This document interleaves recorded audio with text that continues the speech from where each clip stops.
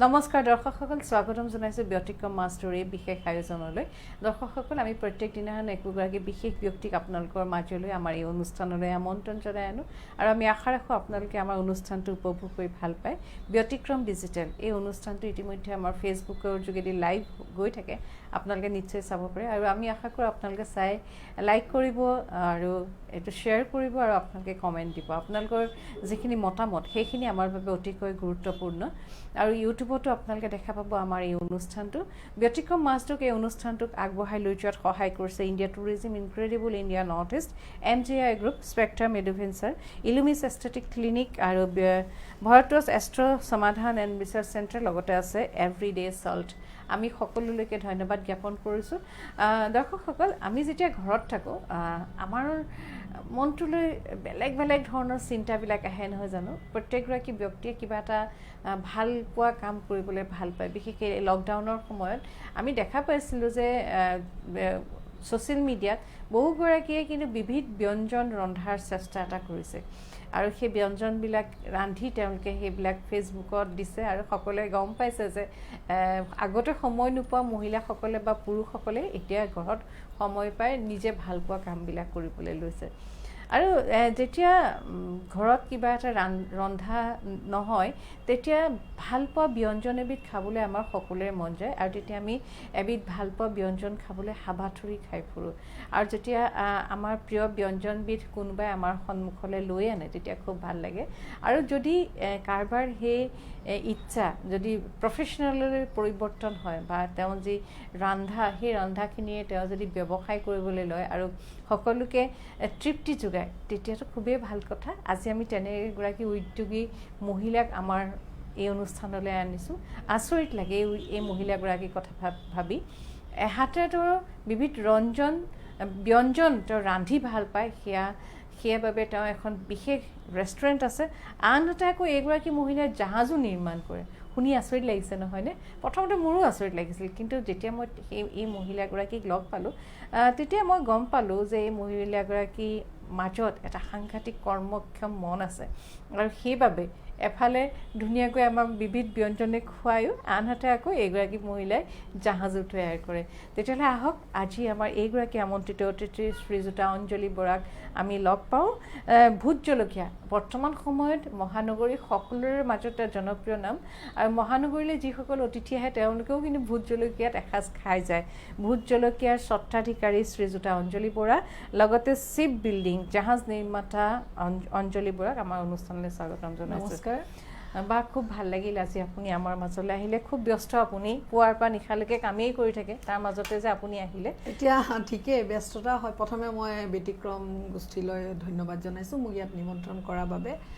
আৰু ব্যস্ত মানে লকডাউনৰ সময়ত মানে বহুতো মানে হেৰি হৈ গৈছে ব্যস্ততা বাঢ়িছে বুলিও ক'ব পাৰি কমিছে বুলিও কৈছে মানে প্ৰফেশ্যনেল দিশত কমি গৈছে বাকী ঘৰুৱা দিশত বহুত বাঢ়ি গৈছে কাৰণ এইখিনি সময়ত মই যিখিনি আহাৰৰ মানে পূৰা মই যিখিনি হেৰি কৰিব লাগে ঘৰত মই নতুন ধৰণৰ আহাৰ কিছুমান মই চিন্তা কৰি ৰেচিপিবিলাক বনাইছোঁ এইকেইদিনত আৰু বাকী প্ৰফেশ্যনেল দিশতো সকলোৱে এতিয়া COVID-19ত গোটেই দেশজুৰি এটা সন্ত্ৰাসৰ সৃষ্টি হৈছে গতিকে আমি ঘৰত থাকি এতিয়া মই ঘৰতে ব্যস্ত হৈ আছোঁ বুলি ক'ব পাৰি মানুহে কয় ঘৰত থাকিওনো ইমান ব্যস্ত নে ঘৰত যিখিনি কাম আছে গোটেইখিনি কাম কৰিছোঁ এইকেইদিন ঘৰ চাফা কৰাৰ পৰা আৰম্ভ কৰি আহাৰ বনোৱাৰ পৰা সকলো কেতিয়াবা এনেকুৱা হৈছিল কামৰ সময়ত কিছুমান ঘৰুৱা কাম থাকি যায় হ'ব কৰিম এনেকৈ থাকি যায় সেই কামবিলাক এতিয়া প্ৰত্যেকে উলিয়াই কৰিছে মানে এইখিনি সময়ত দেখিছোঁ সকলোৱে মানে যিখিনি মানে এলাহত মানে শুই আছিলে তেওঁলোককো দেখিছোঁ বিশেষকৈ ৰন্ধাৰ ক্ষেত্ৰত দেখিছোঁ পুৰুষ মহিলা সকলোৱে ৰন্ধাত ইমান ব্যস্ত হৈ গৈছে বিভিন্ন ধুনীয়া ধুনীয়া ডিছ কিছুমান মানে আপলোড কৰিছে সকলো ডিছবোৰ টেষ্ট কৰিবলৈ মন যায় আৰু নিজেও বনাইছোঁ আৰু ইউটিউব আৰু সবতকৈ ভাল হৈছে ইউটিউব চেনেলত চাই সকলোৱে সেইটো এটা বিৰাট সুবিধা হৈছে আৰু বিশেষকৈ মই দেখিছোঁ মহিলাতকৈ পুৰুষৰ ৰন্ধাৰ প্ৰতি আগ্ৰহী বেছি হৈছে ইউটিউব চেনেলৰ পৰা গতিকে সেইটো এটা ভাল আৰু বহুতখিনি কাম কৰিছোঁ আৰু যিখিনি কাম কৰিব পৰা নাছিলোঁ আৰু মই চিলাই কৰি ভাল পাওঁ সময় নাপাইছিলোঁ মই কিছুমান বস্তু মই ঘৰত চিলাই কৰিছোঁ আৰু কিছুমান আধৰুৱা কাম আছিলে সেইবিলাক মই ঘৰত কৰিছোঁ হয় বা আপুনি আহিলে খুব ভাল লাগিল আজি আপোনাক আমি এটা সৰু উপহাৰ দিব বিচাৰিছোঁ এখন মাস্ক কটন মাস্ক যিসকল মহিলা আৰ্থিকভাৱে অনগ্ৰসৰ সেই মহিলাসকলে এই মাস্ক তৈয়াৰ কৰিছে এই মাস্কখন আমি তেওঁলোকে তৈয়াৰ কৰাৰ কাৰণে তেওঁলোকে এটা অৰ্থ লাভ কৰিছে সেই অৰ্থতে তেওঁলোকে ঘৰখন চলাব পাৰিছে আৰু খুব কটন কাপোৰ আৰু একদম ধুনীয়া হয় আৰু এই মাস্কখন আমি সেইসকল ব্যক্তিৰ ওচৰত নিছোঁ যিসকলে খুব কম মূল্যত এই মাস্কখন ক্ৰয় কৰিব পাৰে আৰু এই মাস্কখন আমি তৈয়াৰ কৰাৰ সময়ত ব্যতিক্ৰম মাস্কটোক বিশেষভাৱে সহায় কৰিছে টুৰিজিম ছেক্টৰে মাস্কখন আজি আপোনাক প্ৰদান কৰিলোঁ আৰু লগতে এখন টেবুল কেলেণ্ডাৰ আপোনাৰ টেবুলত যদি থৈ দিয়ে আমাৰ খুব ভাল লাগিব ধন্যবাদ বা এতিয়া আমি আপোনাৰ যাত্ৰাটোলৈ আহোঁ প্ৰথমে আছিলে এগৰাকী গৃহিণী এগৰাকী মাতৃ এগৰাকী পত্নী সেই সময়ত হয়তো আপুনি ইমান বেছিকৈ আপুনি ব্যৱসায়ৰ লগত জড়িত হৈ থকা নাছিল ঘৰুৱা জীৱন এটা আপুনি আঁকোৱালি লৈছিলে তাৰ পাছত লাহে লাহে আপুনি আগবাঢ়ি আহিল লাহে আহিল মানে ইমান দ্ৰুতগতিত আহিল যে এতিয়া আপুনি প্ৰায় আপোনাৰ গতিটোৰ শীৰ্ষ পৰ্যায়লৈ আপুনি উন্নীত হ'ল এই যাত্ৰাটো আপুনি কেনেধৰণে আগবঢ়ালে প্ৰথমতে মই এই ক্ষেত্ৰত মই একদম সৰুৰ পৰা মই ক্লাছ যেতিয়া মই একচুৱেলি মোৰ লাইফটো বহুত ষ্ট্ৰাগল মোৰ দেউতা সৰুতে ঢুকাইছে মোৰ মায়ে চাকৰি কৰিছিলে মাহঁতৰ 3টা বাচ্চা আছিলে গতিকে মই মাজৰ আছিলোঁ কাৰণে মোৰ মামাহঁতৰ ল'ৰা ছোৱালী নাছিলে কাৰণে মই মামাৰ ঘৰত আচলতে ডাঙৰ হৈছোঁ তাতে পঢ়া শুনা কৰিছোঁ পলাশবাৰী মোৰ ডাঙৰ মামাই লৈ গৈছিলে তাৰপিছত তাত থাকি পেলাই মই ডাঙৰ মামা গুৱাহাটীলৈ সৰু মামাৰ লগত থাকিলোঁ তেতিয়া মই কিন্তু সেইখিনি সময়তে ক্লাছ 6ৰ পৰাই মানে খোৱা বনোৱাত মোৰ বিৰাট আগ্ৰহী আছিলোঁ মই যদি স্কুল যাওঁ সেইখিনি সময়তে মই খোৱা চোৱা মই সেইখিনি সময়ত জুইত মানে বনাব মই জানিছিলোঁ আৰু মামাহঁতৰ ঘৰত মানে কাম কৰা মানুহ থাকিলেও মই মানে কাৰোলৈ খাতিৰ নকৰোঁ সেইখিনি সময়তে মানে ধান কেনেকৈ ৰ'দত শুকুৱাই বা ভঁৰালত ভৰাই সেইখিনিও মই জানিছিলোঁ ঢেঁকী দিব জানিছিলোঁ আৰু মোৰ মানে সেইখিনি সময়ত মই কামৰ প্ৰতি সাংঘাতিক আগ্ৰহী আছিলোঁ আৰু মোৰ মামাহঁতে বিজনেছ কৰিছিলে সৰু মামা গতিকে মই ভাবিছিলোঁ ময়ো কেতিয়াবা মানে বিজনেছ কৰিম আৰু মোৰ মামাৰ ঘৰত আছাম টাইপৰ ঘৰ আছিলে সন্মুখত মানে এটা বিল্ডিং আছিলে মই তেতিয়া ভাবিছিলোঁ মই কেতিয়াবা যদি এনেকুৱা এটা বিল্ডিং পালোঁহেঁতেন তেতিয়া সপোন আৰু যে মই বিজনেছ কৰি নিজে এটা মানে এনেকুৱা ঘৰ দিব পাৰিলে খুব ভাল লাগিলে সপোন থাকে ন সেই সপোনখিনি আগৰ পৰাই মানে আছিলে কিন্তু সেইবিলাক সপোনটো আৰু সেইবিলাক কেতিয়াও বাস্তৱ কেতিয়াও ভবাও নাছিলোঁ তাৰপিছত মোৰ যেতিয়া বিয়া হ'ল মোৰ গুৱাহাটীতে আৰু এৰেঞ্জ মেৰেজ হ'ল তাৰপিছত মই হাউচৱাইফ হ'লোঁ সেইখিনি যেতিয়া মই হাউচৱাইফ আছিলোঁ মই গুৱাহাটীত তেতিয়া মই কিন্তু যিবিলাক আহাৰ আছে সেইবিলাক মই মানে মোৰ আগৰ পৰাই বনোৱা অভ্যাস আছিলে সেইবিলাক মই বনায়ে আছিলোঁ আৰু মোৰ শাহু খুব ভাল মানে কুক আছিলে তেখেতৰ পৰাও কিছু ধৰক শিকিছোঁ পিঠা পনা মোৰ মা আইতাৰ পৰাও শিকিছোঁ সেইখিনি বস্তু মই কৰি আৰু মানে পটককৈ মানুহ আহিলে আৰু আলহী আহিলে মই মানে পটককৈ বনাই দিব পাৰোঁ আৰু সেইখিনি আৰু তাৰপিছত সঞ্জীৱ কাপুৰৰ খানা খাজানা বুলি আগতে এটা প্ৰগ্ৰেম আছিলে টিভিত সেই প্ৰগ্ৰেমটো মই খুব চাইছিলোঁ আৰু মই ইনষ্টেণ্ট মানে তেতিয়াই আজি 20 বছৰ আগৰ কথা কৈছোঁ ইনষ্টেণ্ট মানে মই জিলেপি বা কিবা মই লগে লগে মই বনাই দিওঁ তাৰপিছত মানুহ মানে আচৰিত খাই যায় মোৰ হাজবেণ্ড তেতিয়া আছিলে তেখেতেও মানে খাই আৰু খুৱাই খুব ভাল পায় আৰু মই পটককৈ যেতিয়াই যি বিচাৰোঁ তেওঁ আনি দিয়ে এবাৰ মোৰ ছোৱালীৰ বাৰ্থডেৰ সময়ত মই সেইখিনি সময়ত কেতিয়া কথা 98ৰ কথা কৈছোঁ 1998ত সেইখিনি সময়ত chilli chicken garlic chicken fried rice সেইখিনি মই 100 মানুহক মই অকলে বনাই খুৱাইছোঁ সেইখিনি সময়ত বাৰ্থডে পাতি পেলাই সেইটো এটা নতুন এক্সপিৰিয়েঞ্চ আছিল আৰু তেতিয়া মানুহে খুব ভাল বুলি কৈছিলে ভাল লগা বুলি কৈছিলে কাৰণ সেইটো মই কেতিয়াও ক'তো ক্লাছ কৰা নাছিলোঁ ক'তো দেখি পেলাই শিকা গতিকে তেনেকৈ মোৰ খোৱাৰ প্ৰতি মানে হেৰি কিন্তু মই ভাবি আছিলোঁ যে মই কেতিয়াবা এখন ৰেষ্টুৰেণ্ট দিম ক'ৰবাত মোৰ হাজবেণ্ড যেতিয়া আছিলে তেতিয়া মই ভাবিছিলোঁ যে তেখেতক মই কৈছিলোঁ যে মই এখন ক'ৰবাত ৰেষ্টুৰেণ্ট কেতিয়াবা দিম তেখেতে কৈছিলে হ'ব কিন্তু তেখেতে অকণমান মানে কি আছিলে তেখেতে মানে ভাবিছিলে আৰু মহিলাই ইমান কাম কৰিব পাৰিব জানো তেখেত অকণমান ইণ্ট্ৰভাৰ্ট আছিলে তেখেতে মানে ভবা নাই যে মই কিবা কৰিব পাৰিম কৈছে হ'ব কেতিয়াবা কৰিবা আৰু তেখেতে আৰু এটা বিচৰা নাছিল যে মই বাহিৰ বেছি ওলাবলৈ তেখেতে দিয়া নাছিল যি আছিল তেওঁ লগত লৈ গৈছিলে মহিলা হিচাপে এইটো কথা ভবা নাছিলে তেখেত তাৰপিছত মই এইটো মনতে পুহি ৰাখিলোঁ যে মই কেতিয়াবা এখন ৰেষ্টুৰেণ্ট দিম কিন্তু সময়ৰ গতিত এনেকৈ গৈ থাকি 2008ত মোৰ হাজবেণ্ডৰ ৰেক্টামত কেঞ্চাৰ হ'ল আৰু তেতিয়া মোৰ হাজবেণ্ডে জাহাজ বনাইছিলে তেওঁ শ্বিপ বিল্ডাৰ আছিলে আৰু সেইখিনি সময়ত মই জাহাজৰ বিষয়ে একোৱে নাজানো কাৰণ মই হাউচৱাইফ আছিলোঁ হাউচৱাইফ মানে ঘৰতে মই খানা বনাই সেইটো লৈ ব্যস্ত আৰু আলহীবিলাক আহিলে আলহী শুশ্ৰূষা কৰা এইটোৱে মই মানে কাম আছিলে আৰু বাহিৰৰ জগতখনৰ লগত মোৰ একেবাৰে কাম নাছিলে আৰু সেইখিনি সময়তে যেতিয়া তেখেতৰ বেমাৰ হ'ল 2008 পৰা 10লৈ মানে দুবছৰ মানে আমাৰ সাংঘাতিক মানে প্ৰব্লেম হ'ল তেখেতৰ ছাৰ গংগাৰামৰ মানে দিল্লীত ট্ৰিটমেণ্ট হৈ আছিলে কেঞ্চাৰ আৰু তেওঁৰ যেতিয়া বিজনেছটো আছিলে বিজনেছটোৰ বিষয়ে মই একোৱেই নাজানো কি বিজনেছ হাউচৱাইফ এজনীয়েনো কেনেকৈ জানিব তেওঁ ব্যৱসায়ত যায় মই যিহেতু লগত নাযাওঁ ইমান গম নাপাওঁ তাৰপিছত সেইখিনি মোৰ এজনে ক'লে যে তেখেতৰ বেমাৰ আছে আপোনাক মই বনাই দিওঁ পাৰ্টনাৰ বনাই দিওঁ মই কাগজে পত্ৰহে পাৰ্টনাৰ হৈ থাকিলোঁ মই একো নাজানিছিলোঁ দুৰ্ভাগ্যবশতঃ মোৰ হাজবেণ্ড 2010ত তেখেত ঢুকাল ঢুকোৱাৰ পিছত মোৰ ওচৰত এটা চেলেঞ্জ এটা আহি গ'ল তেখেতে জাষ্ট কাম এটা লৈছিলে ইনলেণ্ড ৱাটাৰ ট্ৰেন্সপৰ্টত তেতিয়া মোক ক'লে যে আপুনি এই কামটো কৰিব নোৱাৰিব যিহেতু মই হাউচৱাইফ বুলি সকলোৱে মানে ভাবিছে তেওঁ কৰিব নোৱাৰে গতিকে কামটো বেলেগক দিয়া যাওক মোক এদিন অফিচত মাতি পেলাই ক'লে যে আপোনাৰ কামটো আমি বেলেগক দি দিওঁ ভাগ কৰি লওক আপুনি অকলে কৰিব নোৱাৰিব কাৰণ মহিলা হিচাপে ডেফিনেটলি চবেই ভাবিব তাৰপিছত মই তেতিয়া জলি দাস ব্ৰহ্ম বুলি বাইদেউ আছিলে ডাইৰেক্টৰ বাইদেউ ইনলেণ্ড ৱাটাৰ তেখেতক মই ক'লোঁ মোক অকণমান বাইদেউ সময় দিয়ক মই চেষ্টা কৰোঁ কাৰণ মইতো একো নাজানো তথাপি মই চেষ্টা কৰিম বুলি কয় তেখেতে মোক সময় দিলে আৰু ইনলেণ্ড ৱাটাৰ ট্ৰেন্সপৰ্টৰ মানুহ কিছুমানে মোক হেল্প কৰিলে সেইখিনি সময়ত কামখিনি কৰাত তাৰপিছত মই এই প্ৰজেক্টটো যিটো আছিলে সেইটো আৰু সেইখিনি সময়ত ইণ্টাৰেষ্টিং কৰা মোৰ হাতত পইচা নাছিলে একদম পইচা নাছিলে 60,000 টকা মোৰ হাতত আছিলে মাত্ৰ আৰু মোৰ হাজবেণ্ডৰ লোনো আছিলে 60 lakhs মান লোন আছিলে কাৰণ চাওক এটা উদ্যোগ এটা গঢ় দিবলৈ লোনৰ প্ৰয়োজন থাকিবই আৰু তেওঁতো ইমান সোনকালে যে ঢুকাই যাব এইটোতো তেওঁ ভবা নাছিলে তাৰপিছত তেখেত ঢুকাই যোৱাৰ পিছতে মই সেই বস্তুটো মোৰ বেংকৰ পৰা সহায় লৈ মই সেই বস্তু কেনেকৈ মই আগবাঢ়িলোঁ মই ক'বই নোৱাৰোঁ 2011ত সেইখিনি সময়তে মই ৰেষ্টুৰেণ্টখন যিটো মনত পুহি ৰাখিছিলোঁ মোৰ হাজবেণ্ডৰ পৰা যিটো মই পোৱা নাছিলোঁ মই পিছত ভাবিলোঁ নাই মই এতিয়াই সময় কাৰণ মোৰ ল'ৰা ছোৱালীৰ ওপৰতো ৰেছপঞ্চিবল আৰু মোৰ যিটো মানে সপোন আছে সেইটো মোৰ পূৰা কৰিব লাগিব সেইকাৰণে মই ৰেষ্টুৰেণ্ট বিচাৰি ফুৰিলোঁ জেগা তাৰপিছত জু ৰোডত পালোঁ ভোট জলকীয়াখন তেতিয়া জু ৰোডত 2012ৰ 9 ফেব্ৰুৱাৰীত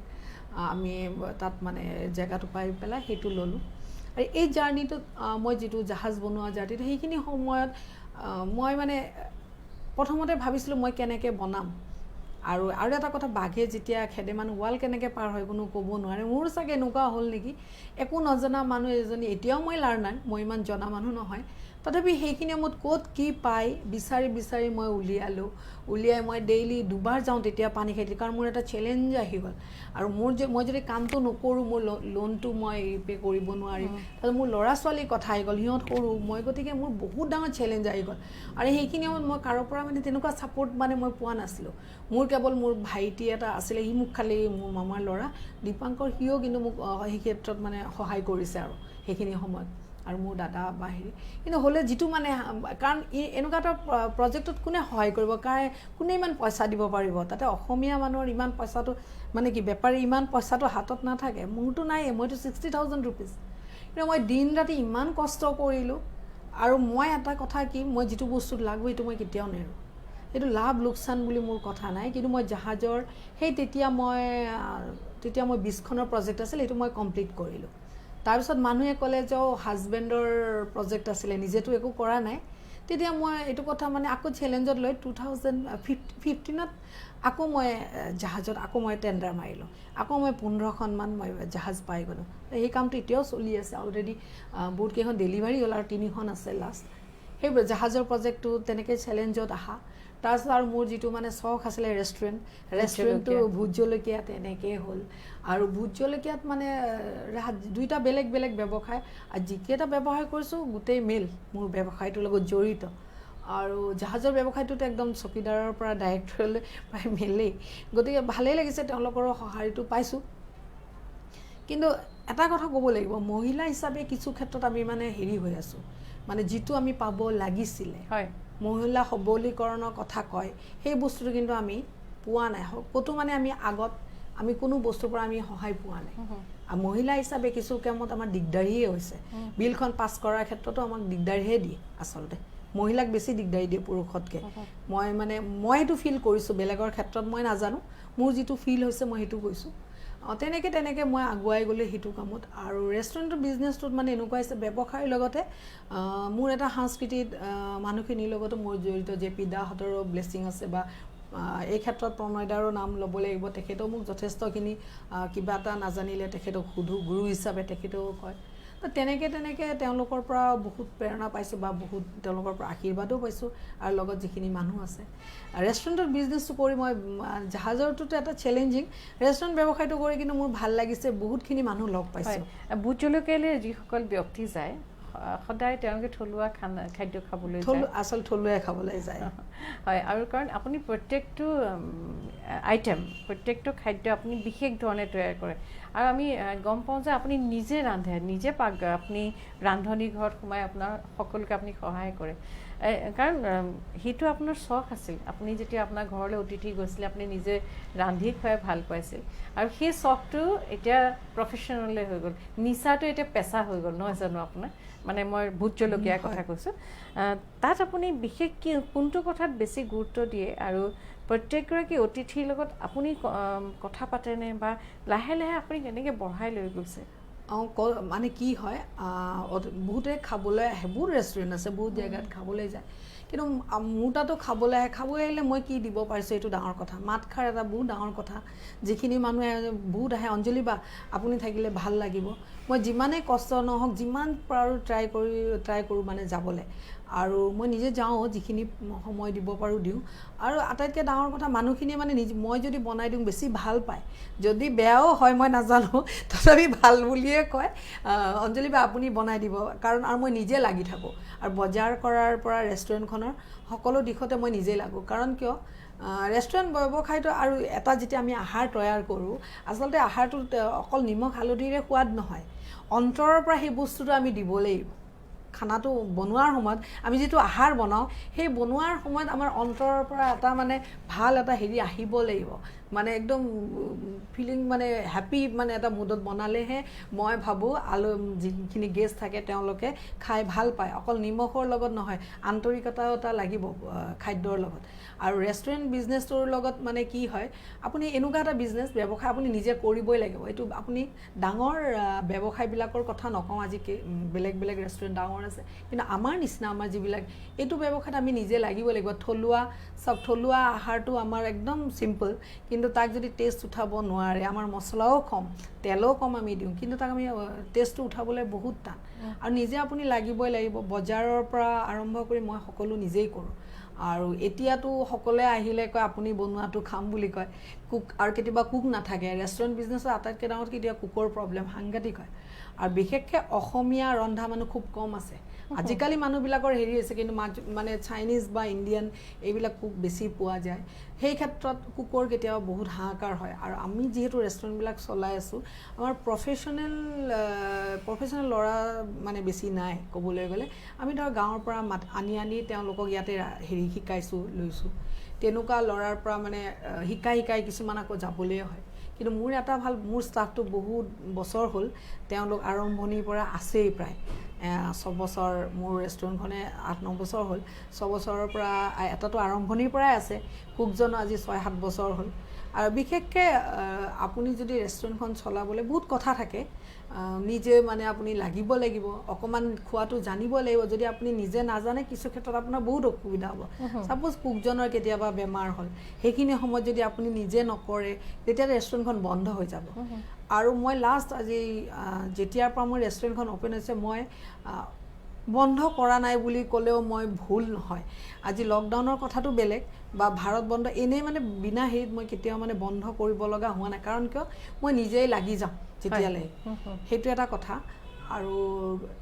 নিজে কিন্তু কিছু ক্ষেত্ৰত জানিব লাগিব নহ'লে পাছত আপুনি আৰু এখন ৰেষ্টুৰেণ্ট আৰম্ভ কৰিলে হেছটেগ কেফে আচলতে আৰু নদীৰ পাৰখন হৈছে পাঞ্চৈ কাৰণ আমি দেখা পাওঁ যিসকল শিল্পী দিকফে হওক বা এই শিল্পীসকলে প্ৰায়ে আপোনাৰ ৰেষ্টুৰেণ্টলৈ যায় সাধাৰণতে কি হয় মহানগৰীৰ যান্ত্ৰিকতাৰ মাজত বহুতে আমনি পাই যায় তেতিয়া তেওঁলোকে অকণ মুকলি ঠাই এটুকুৰালৈ যাবলৈ ইচ্ছা কৰে পানছৈ ৰেষ্টুৰেণ্টখন পানছৈ আচলতে মোৰ জাহাজ কোম্পানীটোৰ নাম পানছৈ আছিলে আৰু নদীৰ পাৰত যিহেতু সেইকাৰণে মই ৰেষ্টুৰেণ্টখনৰ নামো পানছৈ দি দিলোঁ এইখন মই 2018ত একদম চিম্পল একো নাই তাত একদম সুন্দৰ পৰিৱেশ এটা নদীৰ মানে মূল মেইন নদীটো অকণমান দূৰত আছে কিন্তু তাৰ সুঁতিটোত পানী আছে আৰু ঠাণ্ডা দিনতো এটা বহি পেলাই মানে ফ্ৰেছ মানে এটা বতাহ পায় আৰু সুন্দৰ এটা পৰিৱেশ পায় সেইকাৰণে মই যোৱা বছৰ 2018ৰ পৰা 2019ত বহুত মানুহ আহিলে আহি পেলাই তাত মানে গোটেই দিনটো থাকি পেলাই পিকনিক কৰিলে পাৰ্টি কৰিলে এটা সুন্দৰ পৰিৱেশ এতিয়াও এইখন চলি আছে সেইটো এটা বেলেগ আৰু সেই বস্তুটো মানে ইয়াৰ পৰা ধৰক গুৱাহাটীৰ পৰা বেছি দূৰো নহয় আমাৰ ইয়াৰ পৰা 13-14 কিলোমিটাৰ হয় মোৰ ৰেষ্টুৰেণ্টৰ পৰা গতিকে তাত গৈ পেলাই এটা আউটিং এটাও হ'ল তাত বহিলেও খালেও আৰু মই কলপাতটো তাত ব্যৱহাৰ কৰোঁ বেছিকৈ কলপাতত মানে বছৰ পূৰা আমি থলুৱা খানাই দিওঁ তাত থলুৱা মানে আৰু মই আটাইতকৈ ডাঙৰ কথা মই নিজে বনাওঁ তাত কোনো কুক নাই আৰু মোক মানে বুকিং কৰে আৰু যে মই আজি গৈ আছোঁ অঞ্জলি বা আপুনিও থাকিব লাগিব যোৱাকালি মানে ৰবিবাৰে মই গ'লোঁ তাতে কোনোবা গ'ল আৰু মই একদম বজাৰটো মই যাওঁতেই কৰি লৈ যাওঁ ইয়াৰ পৰা নাৰেংগীৰ পৰা গোটেই বজাৰটো কৰোঁ যিয়ে গাহৰিৰ পৰা মাছৰ পৰা লৈ গৈ কোনোবাই কয় আমি 11টাত যাম 11টাত নাহিব দে কাৰণ মই বজাৰ কৰি গৈ পাওঁতে ওলাওঁতো মই সোনকালে কিন্তু গৈ পাওঁতেতো 10:30 বাজে 10টা বজাত আকৌ খোৱাটো ৰেডি কৰিব লাগিব মই কৈছোঁ আপোনালোকে 12টা বজাত আহিব তেনেকৈ কিন্তু সেইটোত এটা মানে সেই জেগাটোত গৈ এটা মানে সঁচাকৈ কৈছোঁ যান্ত্ৰিকতাৰ পৰা ইমান হেৰি খুব ভাল লাগে খুব এটা মনোমোহা পৰিৱেশ পানীৰ যিটো মানে শব্দ আৰু যেতিয়া ইভিনিং ছানছেট হয় সেইটোও গম পায় নদীখনত ফুটি উঠে এইটো এটা বেলেগ পাৰ মই নিজে বনাওঁ সেইখিনি জেগাত খাই সেই জেগাটোত খানাটো মই নিজে বনাওঁ আৰু চব লাষ্ট 2 years ময়ে কৰি আহিছোঁ তাত বাহ সাংঘাতিক এটা পৰিৱেশ আপুনি এই যে যাত্ৰাটো কৰিলে এই যাত্ৰাটোত আপোনাৰ জীৱনলৈ নিশ্চয় প্ৰত্যাহ্বানো আহিছে সাংঘাতিক ধৰণে প্ৰত্যাহ্বানবিলাক আপুনি কেনেধৰণে গ্ৰহণ কৰে আচলতে মই কেতিয়াবা প্ৰত্যাহ্বানবিলাক যেতিয়া আহে মই কেতিয়াবা ভয় খাওঁ আগতে মই ভয় খাইছিলোঁ যে কি হ'ব মানে কেতিয়াবা কিছুমান বস্তুৰ পৰা পলাব খোজোঁ তাৰপিছত আকৌ নিজকে মানে বুজাওঁ যে কি হ'ব পলালে তাৰমানে কেইদিনটো ফেচ কৰিবই লাগিব আৰু কিছুমান প্ৰত্যাহ্বান আহিছে বহুত এতিয়াই লকডাউনৰ সময়ত আমি আজি ব্যৱসায় কৰা মানুহ গতিকে তাৰমানে লকডাউনৰ সময়ত যথেষ্ট আমাৰ দিগদাৰী হৈছে কাৰণ আমি অ'নাৰবিলাকক আমি ভাড়া দিব লাগিব গতিকে ষ্টাফক দিব লাগিব ষ্টাফৰ কথা চিন্তা কৰা ষ্টাফখিনি ৰাখি থৈ দিব লাগিব কাৰণ তেওঁলোকেও চলিব লাগিব ফেমিলি আছে আজি মই যদি নাচাওঁ তেওঁলোকক কোনে চাব গতিকে তেওঁলোকেও বহুত এতিয়াও কৈ আছে বাইদেউ কেতিয়া যাম সদায় ফোন কৰে মই যেতিয়া আৰম্ভ হ'ব তেতিয়া আহিলে হ'ল কাৰণ এতিয়া ভালকৈ চলাই নাই ৰেষ্টুৰেণ্টবোৰ প্ৰত্যাহ্বান বহুতবাৰ আহিছে এবাৰ নহয় দুবাৰ নাই আৰু সেইবিলাক কিন্তু মই নিজেই সাহসেৰে মানে কৰিছোঁ যিমান পাৰোঁ নিজকে আৰু মোক এনেকুৱা নাই যে কোনোবাই মোক মেণ্টেল ছাপোৰ্ট দিয়ে মই নিজেই নিজক মানে ছাপোৰ্ট দিওঁ মই এনেকুৱা মই মোৰ কথাখিনি মই কাকো ক'ব নোৱাৰোঁ মোৰ কি প্ৰব্লেম আছে কি আছে কাকো ক'ব নোৱাৰোঁ যে কাৰোবাৰ ওচৰত ক'লে যে মোৰ প্ৰব্লেমটো ছল্ভ হ'ব নহয় ভাবোঁ যে নাই নিজৰ প্ৰব্লেম দেখিলোঁ নিজে ছল্ভ কৰিব লাগিব মই মানে নিজে অন্তৰ্দ্বন্দ্বত কেতিয়াবা ভুগোঁ এনেকুৱা নাই কেতিয়াবা ফাৰ্ষ্ট্ৰেশ্যন আহে আহিলেও কিন্তু মই ভাবোঁ যে মই যদি ভাগি পৰোঁ মোৰ তলত মানে বহুত কথা আছে মোৰ ল'ৰা ছোৱালী ভৱিষ্যতে তাহাঁতক পঢ়াব আছে তাহাঁতৰ লাইফটো গঢ় দিব আছে প্লাছ ৰেষ্টুৰেণ্টখনৰ কথা আছে প্লাছ মোৰ ব্যৱসায়ৰ কথা আছে মই যদি আজি পৰি যাওঁ বহুত দিগদাৰ হ'ব সেইটো ভাবি আকৌ মই ষ্টেণ্ড দিওঁ আকৌ নিজকে নাই মই এনেকৈ পৰি যাব নোৱাৰোঁ নিজকে বুজাওঁ আকৌ নিজকে হেৰি কৰোঁ ফেচ কিন্তু বহুত কৰিছোঁ বহুত বস্তুৰ সন্মুখীন হৈছোঁ মানুহৰ এইবিলাক থাকিবই আপুনি যেতিয়া এটা কাম কৰিব তাৰ ভালো আছে তাৰ বেয়াও আছে মই হয়তো ক'ৰবাত ভুলো কৰিছোঁ এনেকুৱা নহয় যে মই ভাল কৰিছোঁ আজি মই যদি মোৰ ষ্টাফটো নাথাকে মই কামখিনি কৰিব কেতিয়াও নোৱাৰিল হয় ষ্টাফে মোৰ এই ক্ষেত্ৰত যদি মোক আগুৱাই যোৱাত হয় কৈছোঁ মই ক'ব লাগিব মোৰ ষ্টাফখিনিৰ নাম ল'ব লাগিব আজি মই বেলেগৰ নাম ল'ব নোৱাৰোঁ কাৰণ কিয় উইদাউট ষ্টাফ মই আগবাঢ়িব নোৱাৰোঁ গম পাইছে ষ্টাফ নাথাকিলে মই কেনেকৈ মই গোটেই ক্ৰেডিট দিব লাগিব তাহাঁতক মই বেলেগৰ ক্ৰেডিটটো দিব নোৱাৰোঁ মই যথেষ্ট প্ৰত্যাহ্বানৰ সন্মুখীন হৈছোঁ চব ফালৰ পৰাই হৈছোঁ এনেকুৱা নহয় আৰু মই জাহাজৰ ব্যৱসায় কৰাৰ সময়ত বিলবিলাক ইমান দিন ফচি থাকে 4-5 মাহ ফচি থাকে কেনেকুৱা সেইবিলাক লোনত ইণ্টাৰেষ্ট বাঢ়ি যায় সেইবিলাক আকৌ মেনেজ কৰিব লাগে প্লাছ মোৰ 60 লাখ টকাৰ লোন আছিলে মই লোন মাৰিছোঁ আকৌ মই নতুনকৈ বিজনেছ ষ্টাৰ্ট কৰিছোঁ গতিকে যথেষ্ট প্ৰত্যাহ্বান মোৰ সন্মুখত আছে এতিয়াও আছে এতিয়াও মই যেতিয়া লকডাউনৰ এইকেইদিনটো মই একদম শুইছোঁ খাইছোঁ বুলি ক'লে ন কিন্তু মোৰ এটা চিন্তা এটা আছে চিন্তাটো থাকিলে মোৰ টোপনি নাহে ৰাতি 2টা বজালৈ আৰু মই কাম কৰি থাকি ভাল পাওঁ, নিজক এক্টিভ ৰাখি খুব ভাল পাওঁ, যে মই এনি টাইম কামত বিজি থাকিব খোজোঁ। যোৱাকালি যেতিয়া মই কামত বিজি থাকিব পাইছোঁ মই আটাইতকৈ হেপী। মানে লকডাউনৰ ভিতৰত মই যোৱাকালি বহুত হেপী হৈছোঁ, কাৰণ কিয় মই পানী খাইটিত গৈছোঁ, মোৰ গেষ্ট কিছুমান গৈছে, মই তেওঁলোকক মই যিবিলাক আহাৰ আছে এইবিলাক মই ছাৰ্ভ কৰিছোঁ, বনাইছোঁ, বজাৰ কৰিছোঁ। যোৱাকালি এটা মানে লকডাউনৰ ভিতৰত যোৱাকালি মই এটা মানে ভাল দিন গৈছে বুলি মই ভাবোঁ। আপোনাৰ হেছটেগ, আপোনাৰ এখন নতুন চিন্তা চৰ্চাৰে আপুনি এখন আপোনাৰ ভোট জলকীয়াৰ ফাৰ্ষ্ট ফ্ল'ৰটোত আপুনি কৰিছে। আমি সকলোৱে আড্ডা ভাল পাওঁ নহয়, আড্ডাৰ থলী এটা বিচাৰোঁ, কাৰণ এইটো এটা কথা, আড্ডাৰ থলীত বহুত ভাল সৃষ্টিও হয়, কিন্তু আড্ডা মানে কি এয়া পৰচৰ্চা নহয়, আড্ডাৰ থলীটো বহুত সৃষ্টিস্থলী। আপোনাৰ হেছটেগ পৰিকল্পনাটোৰ কথা ক'ব, কেনেকৈ আগবাঢ়িছে সেই বিষয়ে ক'ম, আপুনি ক'ব। দৰ্শকসকল, আমাৰ লগত আছে উদ্যোগী নাৰী অঞ্জলি বৰা। তেখেতে কৈছে তেখেতৰ জীৱনত সফলতা আহিছে, কিন্তু এগৰাকী সফল নাৰীৰ জীৱনতো যে প্ৰত্যাহ্বান থাকে, এগৰাকী সফল নাৰীৰ জীৱনতো দুখ থাকে, চিন্তা থাকে, এই কথাখিনি আজি আমি অঞ্জলি বৰাৰ মুখেৰে গম পালোঁ। তেখেতৰ লগত আৰু কথা পাতিম। আমাৰ এই অনুষ্ঠানটোক, ব্যতিক্ৰম মাছটোক, এই অনুষ্ঠানটোক আগবঢ়াই লৈ যোৱাত সহায় কৰিছে India tourism, incredible India north east, MJR group, spectrum adventure, Illumis aesthetic clinic, Bharatraj astro Samadhan and research centre আৰু এভৰিডে জল।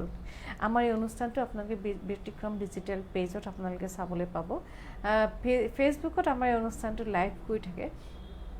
আপোনালোকে আমাৰ অনুষ্ঠানটো চাই কেনে পালে জনাবলৈ আপোনালোকে আমাক কমেণ্ট দিব পাৰে, যদি ভাল পায় লাইক কৰিব পাৰে, শ্বেয়াৰ কৰিব পাৰে। ইউটিউবতো আপোনালোকে আমাৰ এই অনুষ্ঠানটো উপভোগ কৰিব পাৰিব। বা মই সেই আপোনাৰ হেছটেগ কেফেটো মনলৈ আহিলে ভোট জলকীয়াখন তলত আছে, কাৰণ বহুতো শিল্পীৰ সমাহাৰ হয় মোৰ ৰেষ্টুৰেণ্টখনৰ ওপৰত জেগা এটা লাগে, সকলোৱে গানবিলাক ৰিলিজ কৰে আৰু সকলোকে এটা আড্ডা থলী লাগে। গতিকে মই ভাবিলোঁ চব আজিকালি যেতিয়া আমি কিবা এটা বনাওঁ, ফেচবুকে আজিকালি মানুহৰ লাইফত মানে ফেচবুকে বহুত অৰিহণা আছে। ফেচবুকৰ আমি যেতিয়া খানা এটা বনাওঁ বা যিয়ে নবনাওঁ, আমি ক'ত গৈছিলোঁ, হেছটেগটো লগাই আমি কৈ দিওঁ, hashtag food, hashtag travelling, hashtag অমুক, এনেকৈয়ে লিখোঁ। আৰু মোৰ মনলৈ আহিলে গতিকে হেছটেগ দিলে সেই এটা মানে নতুন বুলি মই ভাবিলোঁ। আৰু লগতে মানে আমি আড্ডা যিখিনি পাতোঁ, গোটেই জেপি দাহঁত বা গোটেইখিনি মানুহ তাত আহি পেলাই আড্ডা এটা হয়, সেইকাৰণে মই আচলতে হেছটেগ নামেৰে সেই ওপৰখন খুলিলোঁ। আৰু যথেষ্টখিনি শিল্পীয়ে তেওঁলোকৰ যিখিনি নতুন নতুন গান আছিলে তেওঁলোকে ৰিলিজ কৰিলে, আৰু তেওঁলোকো আহি পেলাই সেই জেগাটো যিহেতু জোৰদৰ একদম হেৰিতে আৰু একদম ওপৰত মানে অকলশৰীয়া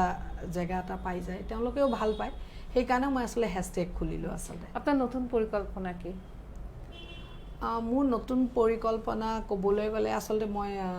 জাহাজ বনাবলৈ আৰু মন। এই প্ৰজেক্টটো শেষ হ'লে চাগে আকৌ নতুনকৈ ল'ম বুলি ভাবিছোঁ, নাজানো কি হয়, চেষ্টা কৰি আছোঁ, নাজানো নেক্সট কি হয়। কাৰণ 2020টো আৰু এনাডাৰ 1 year লাগিব, কাৰণ এই বস্তুখিনি লকডাউনত যিখিনি এফেক্ট হ'ল সেইখিনি ঠিক কৰিবলৈ মই ভাবোঁ 1 year আমি হেৰি কৰিব লাগিব। এটা পজিটিভ ঠিক মই ভাবোঁ চব বস্তুৰে আমি বেয়াটো যেনেকৈ ভালটো যেনেকৈ মানি লওঁ, আমি বেয়াটোও মানি ল'ব লগা হৈছে, মানি ল'বই লাগিব। কাৰণ আমি সদায় ভাবোঁ যে আমাৰ ভালেই হ'ব বুলি আমি ভাবি থাকোঁ, আমি কেতিয়াও নাভাবোঁ যে আমাৰ কেতিয়াবা বেয়া দিন আহিবও পাৰে, আমি এইটো মানি নলওঁ, সেইকাৰণে আমি কষ্ট পাওঁ, আমি সদায় ভালটো ভাবি থাকোঁ। কিন্তু পৰিকল্পনা আছে, কিন্তু ৰেষ্টুৰেণ্টৰ বৰ্তমান পৰিকল্পনা নাই। কাৰণ কিয়, মোৰ পানী খেতিত যিখন আছে সেইখনে মই ভালকৈ কৰি নিয়াৰ চেষ্টা কৰিম, কাৰণ তাত ছ'চিয়েল ডিষ্টেঞ্চিংটো ভালকৈ মেইনটেইন হয়। আৰু মানুহে মই ভাবোঁ অক্টোবৰ নৱেম্বৰৰ মানত আকৌ যেতিয়া ঠাণ্ডা পৰিব মানুহখিনি আকৌ তালৈকে যাব। গতিকে মই ভাবিছোঁ সেইখিনি জেগাখিনি অকণমান আৰু ডেভেলপ কৰিম, তাত মানে আৰু নতুন নতুন মানে আহাৰ সংযোজন কৰিম, মানে ট্ৰেডিশ্যনেলে, আৰু সেইখিনি কৰিম বুলি ভাবিছোঁ। আৰু লগতে জাহাজৰ এইটো মানে ব্যৱসায়টো আকৌ আগবঢ়াই নিম বুলি ভাবিছোঁ, কিন্তু সময়ে ক'ব কেতিয়া মানে কি হয়, সময়ৰ ওপৰত এৰি দিছোঁ। ভাবিলে চব বস্তু নহয়, আৰু ভাবি থাকিলেই নহ'ব, কিন্তু নিজৰ পৰা মানে জোৰটো দি থাকিব লাগিব। আপুনি পৰিকল্পনা কৰিব লাগিব, সেই পৰিকল্পনাখিনিক বাস্তৱায়িত কৰিবৰ বাবে আপুনি নিজে যুঁজ দিব লাগিব, কষ্ট কৰিব লাগিব, কষ্ট কৰিবই লাগিব। সকলো মানে ব্যৱসায়ত কষ্ট কৰে, কিন্তু এটা কথা, মই যদি ভাবি থাকোঁতে যাব, কেতিয়াও নহ'ব। কিন্তু মই লাষ্ট ভোট জলকীয়া খোলাৰ পিছত মই মানে এটা কাম যেতিয়া কমপ্লিট হয়, মই আকৌ এটাৰ কাৰণে চিন্তা কৰি থাকোঁ। অকল মানিটোৱে চব বস্তু নহয়, মানিটো লাগিব, আমি জীয়াই থাকিবলৈ মানি বিৰাট দৰকাৰ, কিন্তু পৰিকল্পনাটো মই কৰি থাকোঁ যে এইটোৰ পিছত মই দেখোন একো কাম নাই, এতিয়া মই এইটো নেক্সট কি কৰিম, সেইটো কৰিলে মোৰ মূৰত মানে কামুৰি থাকে, যে এইটোৰ পিছত মই ভাবি লওঁ যে মই এইটো আৰু মই যেতিয়া ভাবোঁ ন এইটো মই কৰিয়ে দিওঁ সেইটো মানে আটাইতকৈ ডাঙৰ কথা হৈছে মোৰ ইমান ফাৰ্ষ্ট মানে ডিচিশ্যন মানে নিজকে আৰু মই কাৰো লগত ডিছকাছ নকৰোঁ যে মই কি কৰিম মই মানে যে কয় সেই সোঁহাতে কি কৰিলে বাওঁহাতে গম নাপায় মই ইমান পটককৈ কামটো কৰি দিওঁ কৰি পেলাই মানুহবিলাকে ভাবি দিয়ে আৰে কি হৈ গ'ল পটককৈ এনেকুৱা এটা ডিচিশ্যন লাগে ক'ৰবাত মই ফ্লপো খাইছোঁ এনেকুৱা নহয় যে মই চব বিজনেছতে ছাকচেছ হৈছোঁ ফ্লপটো থাকিব বিজনেছ কৰিলে এইটো ফ্লপ মানে হেৰি থাকিব যেতিয়া আপুনি যিকোনো এটা ঋণাত্মক ফল পায় ঋণাত্মক ফলটোৱে কিন্তু আপোনাৰ যোগাত্মক ফলটো আনিবলৈ সহায় কৰে নহয় আপুনি চব কথাতে জয়ী হৈ গ'লে আপোনাৰ নিজৰ প্ৰচেষ্টাটো নাইকিয়া হৈ যাব কৰিলে যদি হয় কষ্টনো কিয় কিন্তু কষ্ট ক'লেৰে যিটো বস্তু পোৱা যায় সেইটো এতিয়া পানী খাইটি ৰেষ্টুৰেণ্টখনৰ কথা আপুনি যিখিনি ক'লে আপুনি সকলো গোটেইখিনি বজাৰ কৰি নিজে ৰান্ধি খুৱাই যিটো পৰিতৃপ্তি পায় যথেষ্ট কষ্ট হয় কিন্তু সেই পৰিতৃপ্তিটো কাৰো একোৰে লগত তুলনা খুব ভাল লাগিল আপুনি আহিলে অনাগত দিনবিলাকত আপোনাক আকৌ পাম দৰ্শকসকল এইগৰাকী আমাৰ আমন্ত্ৰিত অতিথি শ্ৰীযুতা অঞ্জলি বৰা বৰ্তমান এটা চিনাকি নাম এগৰাকী উদ্যোগী মহিলা হিচাপে বহুখিনি কাম তেখেতে কৰিছে আৰু আমি আশা ৰাখিছোঁ ভোট জলকীয়া এটা চেইন হৈ যাওক যিটো য'ত আমাৰ মানুহে থলুৱা খাদ্য খাবলৈ পায় আমি থলুৱা খাদ্যত ইমান চহকী শাক পাত ভেদাইলতা নৰসিংহৰ পৰা আৰম্ভ কৰি সকলোখিনি কিন্তু ভোট জলকীয়াত পায় জোৰত তিনিআলিত আছে ভোট জলকীয়া প্ৰায় চিনাকি নাম আমি বিচাৰিছোঁ জোৰত তিনিআলিৰ পৰা এই ভোট জলকীয়া যাত্ৰা প্ৰসাৰিত হওক অসমৰ প্ৰান্তে প্ৰান্তে তাতো যদি কোনোবা অসমীয়া ব্যক্তিয়ে বিচাৰে ভাবে অসমীয়া খাদ্য আমাৰ থলুৱা অসমীয়া ভাত এসাঁজ জুতি লগাই খাব বিচাৰোঁ তেতিয়া আপোনালোকে ভোট জলকীয়ালৈ আহিব পাৰে আৰু অসমৰ বিভিন্ন প্ৰান্তত হ'লে বিভিন্ন প্ৰান্তৰ ৰাইজে ভোট জলকীয়াৰ সেই খাদ্যৰ সোৱাদ ল'ব পাৰিব লগতে তেখেত এগৰাকী জাহাজ নিৰ্মাতা এটা জটিল কাম ইতিমধ্যে ক'লেই যে এই কামত মহিলাতকৈ পুৰুষৰ সংখ্যা বেছি আমি আশা ৰাখিছোঁ এই কামত তেখেতে বহু দূৰলৈ আগবাঢ়ি যাব পুনৰবাৰ আপোনালৈ অভিবাদন জ্ঞাপন কৰিলোঁ আৰু আকৌ লগ পাম অঞ্জলি বা মই আৰু এষাৰ কথা সুধিব মন গৈছে ইমান আপুনি ব্যস্ত হৈ থাকে ইমান ব্যস্ততাৰ মাজতো কেতিয়াবা মানসিক অৱসাদ আহে নহয় আপোনাৰ মন নাযায় কিবা এটা ক'ৰবাত গুচি যাবৰ মন যায় যদি কেতিয়াবা আপোনাৰ মনলৈ তেনেকুৱা মানসিক অৱসাদ আহে যদি মনটো অকণ ফৰকাল কৰিবৰ মন যায় আপোনাক যদি কওঁ আপুনি কোনোবা এঠাইলৈ আপোনাক আমি লৈ যাম আপুনি ক'লৈ যাবলৈ বিচাৰিব মই কিন্তু এখন ভাল সুন্দৰ গাঁৱলৈ যাম য'ত একদম ধুনীয়া পৰিৱেশেৰে সুন্দৰ আহাৰ মই শিকিবও পাৰিম আৰু প্ৰত্যেকখন জিলাৰে আহাৰবোৰ বেলেগ বেলেগ ধৰণৰ বনায় সকলোৱে একে নবনায় গতিকে মই যদি নিব খোজে মই কিন্তু এখন গাঁৱলৈ যাম অঞ্জলি বা এখন গাঁৱলৈ যাব বিচাৰিছে এয়াই আমি সেউজী আমাৰ ধুনীয়া গাঁও আমাৰ আমাৰ গাঁওখনি অতি শুৱনি গছে ভৰা ডাল ভৰি ফৰি ফল ফুল লাগে কটপা অটল ভৰা শুৱনি নদী পানী ভৰা ঘাট মুদৈ বেপাৰ কৰে খুব ধুনীয়া এটা কবিতা আমি প্ৰাথমিক বিদ্যালয়তে পঢ়িছিলোঁ আমি আশা ৰাখিছোঁ প্ৰকৃতি সুন্দৰ হ'ব এই চকুৰে নবনা ভাইৰাছটো এদিন নাইকিয়া হ'ব আৰু অঞ্জলি বাই উজনিৰে হওক বা নামনিৰে হওক এখন ধুনীয়া গাঁৱলৈ যাব সুবিধা পালে অঞ্জলি বাৰ লগত ময়ো লগৰীয়া মন যায় আমি কৈছিলোঁ যে আমি যাম এদিন আমি লং ড্ৰাইভ কৰিম দুগৰাকীয়ে কথা পাতি আমি এখন গাঁৱলৈ আমি যাম কাৰণ এই যান্ত্ৰিকতাৰ মাজত এখন সেউজীয়া গাঁৱৰ লৈ যোৱাৰ মাদকতাই বেলেগ অঞ্জলি বা আকৌ লগ পাম আৰু আমি আশা ৰাখিছোঁ আপোনাৰ যি যাত্ৰা অনাগত দিনৰ যাত্ৰা এই যাত্ৰা সুন্দৰ হওক ধন্যবাদ Welcome to Spectrum Ventures, an institution committed towards excellence in IITJ, NEET, AIMS and boards preparation. We offer courses for classes 11 and 12, repeaters and pre-foundation. We have a team blended with youth and experience dedicated in nurturing young talents of Northeast. The administrative team maintains a special care unit for each and every student. We provide in-house hostel facilities. 4 years of hard work, constant dedication and support from my team, parents and teachers have helped me to start an educational revolution in Assam. Every year we have dominated in the results of NEET 2019 and JEE 2019 and is not an exception. This time, more than 55 selections have taken place out of 112 students, with Vasana Talukdar being the highest with 643 marks. Best team, best teachers and the entire dedication has helped us to grow to become the fastest coaching institute in Assam.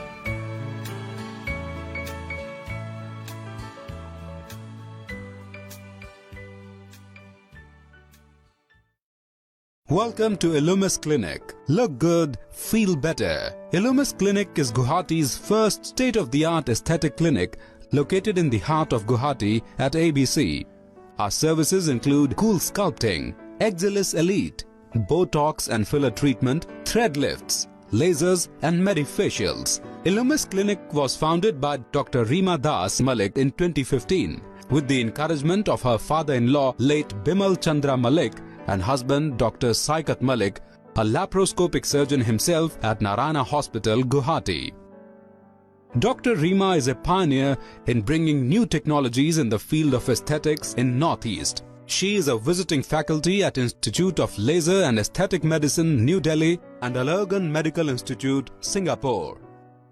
She has attended numerous trainings, seminars, conferences and workshops, both in India and outside, in the areas of aesthetics and cosmetology. She is the recipient of Dynamic Women Entrepreneur of the Year, Mumbai in 2016. Breakthrough Innovation in Modern Aesthetics and Skincare Practice, Mumbai in 2017 and Women Achievers Award, Guwahati in 2018 for significant contribution in the field of aesthetics and cosmetology by TV18 Group. Dr. Reema has worked hard to spread awareness about aesthetics across various industries and organizations in rural and urban areas in Northeast through organizing training programs and awareness campaigns. She has been the part of several talk shows in FM and news channels. She regularly writes articles in newspapers and magazines. She is associated with many beauty pageants in Northeast. The team at Illumis Clinic is proud to celebrate its 5th anniversary with you.